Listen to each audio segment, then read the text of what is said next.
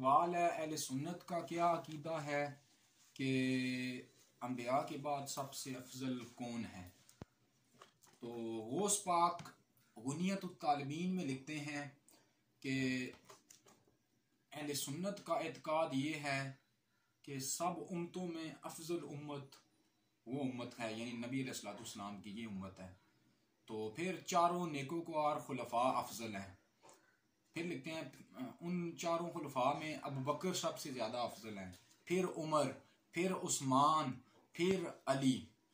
तो ये गौस पाक का अकीदा है कि अंबिया के बाद सबसे अफजल अबू बकर हैं, फिर उमर हैं, फिर उस्मान हैं, फिर अली।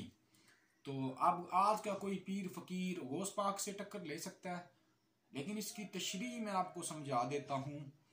पीर नसीरुद्दीन शाह साहब जो हमारे पीर हैं, वो लिखते हैं, वो फरमाते हैं कि ज़ाहिरी खिलाफत अबू बकर, बातनी खिलाफत मौला अली। बातनी खिलाफत मौला अली, उनकी बात भी ठीक है, वो उस पाक ज़ाहिरी बात कर रहे हैं, ठीक है। पीर नसीरुद्दीन साहब ने बातनी बात कर रही है, तो पीर साहब ने दलील नहीं दी, दलील मैं दूंगा। बातनी खिलाफत में मौला अली का पहला नंबर है, इल्म में अकल में मौला अली सबसे सीनियर हैं।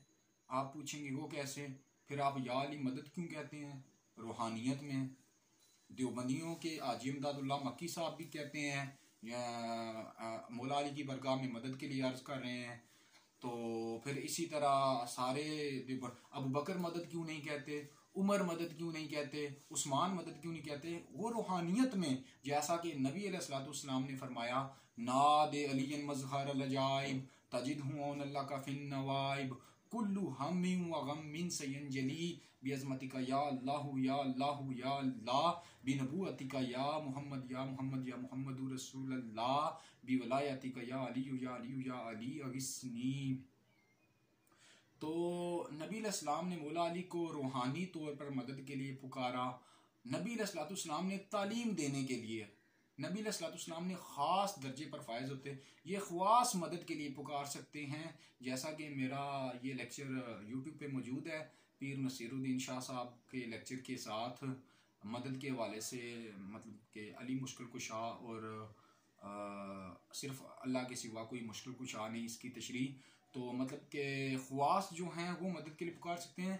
नबी अलैहिस्सलाम ने आम के दर्जे पे भी बात की है, जैसा कि नबी अलैहिस्सलाम ने फरमाया एक मौका पर, मैं तुम्हारी मिसल हूँ। एक मौका पर फरमाया कि तुम में मेरी मिसल कोई नहीं।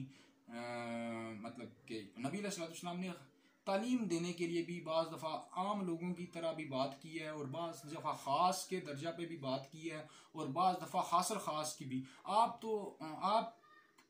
आपका तो दर्जा बनाया ही नहीं जा सकता, यानी हम आपके लिए कौन सा दर्जा मुकर्रर करें। खुदा के बाद जो दर्जा है वो हमारे नबी पाक का है, ठीक है। इसलिए हम काउंट नहीं कर सकते कि नबी पाक का कौन सा दर्जा है। जैसा कि आम बंदा मतलब कि मदद मांगेगा सिर्फ अल्लाह से, अगर वो गैरुल्लाह से मांगेगा तो शिरक है। क्यों? हदीस है, अद्दुआ हुवल इबादा, दुआ इबादत ही तो है। तो दुआ का माना पीर नसीरुद्दीन शाह साहब भी फरमाते हैं मांगना है, अरबी डिक्शनरी में भी मांगना लिखा है। मांगना इबादत है, और इबादत अल्लाह के सिवा किसी की जायज़ नहीं है।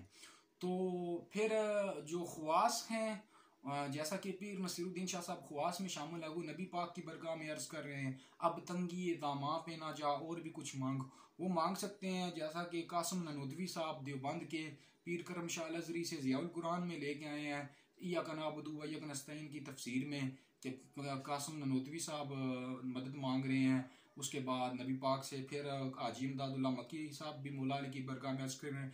जो ख्वास हैं वो अर्ज़ कर सकते हैं। फिर जो हासिल ख़ास हैं उन्होंने सिर्फ अल्लाह से ही मांगनी है। जैसे इब्राहीम अलैहिस्सलाम के पास फरिश्ते आए तो उन्होंने फरिश्तों से भी मदद नहीं मांगी। जो वो हासिल ख़ास हैं, हासिल ख़ास ने मदद सिर्फ अल्लाह से मांगनी है। तो इसी तरह आम बंदा मांगेगा तो वो शिरक है। तो हम आम हैं, हम मदद सिर्फ अल्लाह से मांगेंगे, ठीक है।